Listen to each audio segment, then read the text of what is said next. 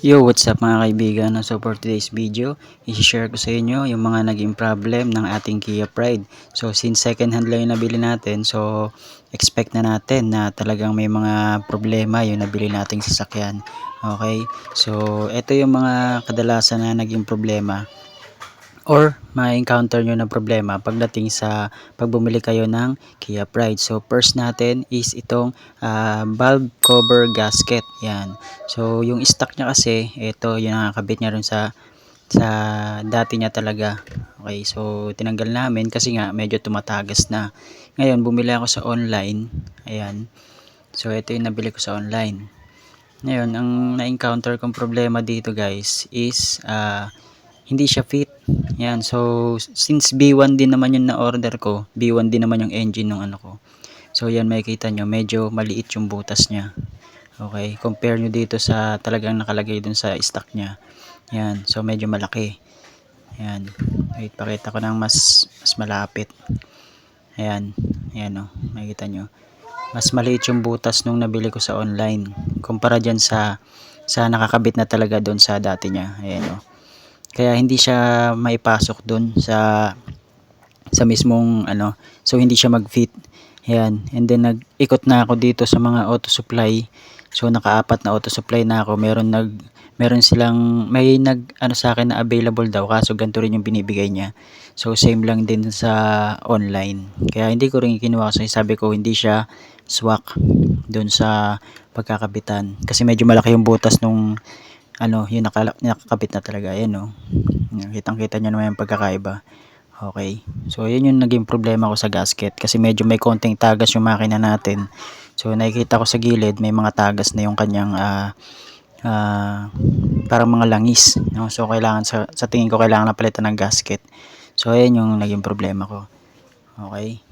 So, medyo mahirap pala hanapin yung gasket niya kapag sa mga usual na ano lang na auto supply.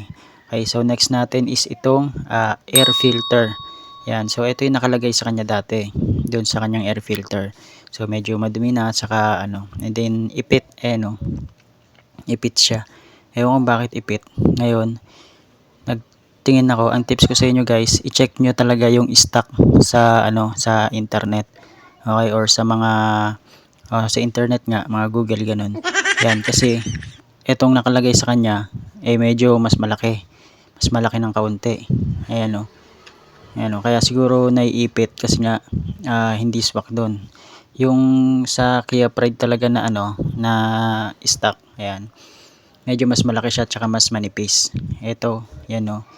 Mas malaki yung sa Kia Pride. Mas malawak. Yan. So siguro yung ibang air filter yung kinabit nila. Kaya pinilit, kaya yun naipit. Okay, so ito dito nyo naman makikita sa box. Yan. Kia Pride. Yan. So pagka pumunta kayo ng auto supply, sabihin nyo pang Kia Pride. Kasi yung kinabit pala, kung ito yung dinala ko sa auto supply, malamang ganito rin kalaki ibigay nila sa akin. No?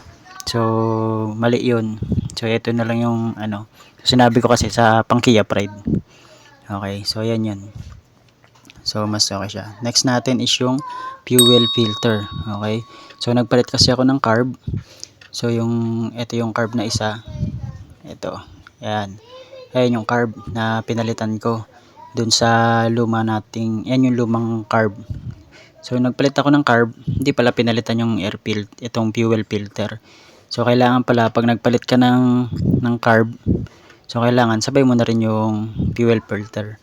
Okay, so hindi lang siguro nabanggit ng mekaniko na nagkabit. No, pagkabigay ko kasi ng carb, kinabit na niya agad. No, siguro hindi rin niya nabanggit o hindi rin na-check na kailangan na rin palitan yung fuel filter. Okay, so kaya hard starting siya. Kasi nga, medyo palyado na yung fuel filter. So ito yung fuel filter niya. So kapareho dung sa nakakabit doon sa luma. Yan, nilagyan ko na rin ng parang ano niya, pang lock niya. Okay, so price niya 95 lang. Yan. Yan. Then nagpalit na rin ako ng coolant. Ayan yung nabili kong coolant. Okay, no? So dati kasi nakakabit doon tubig lang. So 3.7 liters yan. Sakto yan doon sa radiator natin. Okay, so that's all for today po. So maraming salamat po sa mga nanood. And sana po may natutunan kayo. Okay. So yung ito po pala, yan, ayan yung cover ng cambio natin. Yan yung center console natin. Kakabit natin yan pag okay na yung cambio. Okay po. That's all for today po. Maraming salamat po. Please don't forget po to like, share, and comment po kung meron pa po akong mga nakalimutan. Thank you po.